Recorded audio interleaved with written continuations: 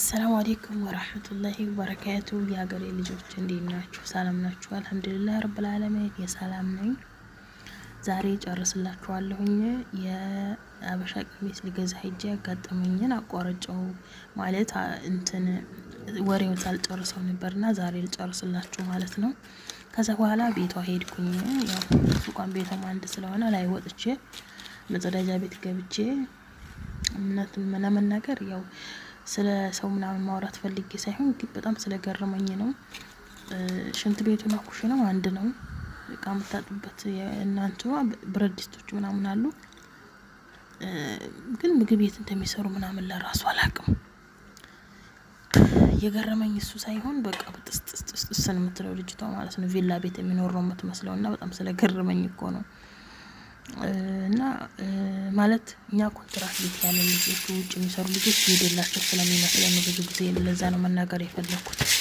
እና ደግሞ የሆነ ነገር አዛችሁ ልታዘዝ ሌላ ነው የሚመጣው ሌላችሁ ይመጣላችሁ። ያን ለመናገር ፈልጌ ነው እንጂ ስለሷ ለማውራት ፈልጌ አይደለም። እና ብዙ ነገር ገዛዝቼ ልትገዝፋለሁ እንደዚህ የኢትዮጵያ ባንዲራ ያለበት ምናምን ነገር ሽሮ በርበሬ ብዙ ነገር ገዝቻት ነው የሄድኩት። ከዛ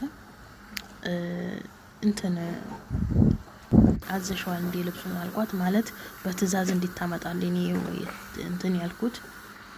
ከዛ $7 ነው ሰጥቻት እኔ ወላሂ ስንት እንደሆነ አላውቅም። $7 ብቻ ቀብጅ መስጠቴን ነው የማስታውሰው። እና ከዛ ሳስበው አንዳንድ ጊዜ በቃ የሆነ ነገር አዘን እንደምናዘው አይደለም የሚመጣልኝና ተካያየለብኝ እውነት ለመናገር። ከዛ ስጠይቃት አላዘዝኩትም ማለችኝ ማታ ማለት ነው። ከዛ በኋላ ካላዘዝሽው ተይው አልኳት። ስታመጭ ገዛለሁ ሌላ አልኳት ያለው ስላልተመቸኝ ነው። ከዛ በኋላ እንግዲህ እዛ ከሆነ ብሩን ትመልሽልኛለሽ አልኳት። ብሩ እኮ አይመለስም ቀብድ እኮ አይመለስም ማለችኝ ማለት ነውና እንደዛ ስትለኝ እውነት ለመናገር ይሆነ 1 ኪሎ 2 ኪሎ ቀንሻለሁ እንዴ ያለ ማከበድ ማለት ነው። በጣም የደረገጥኩት ኩን ያልኩት። ከዛ አረ ትመልሻለሽ አልኳት። ያው ተከራከርን። ከዛ በኋላ ምንም አታመጭም ማለችኝ ማለት ነው። ከዛ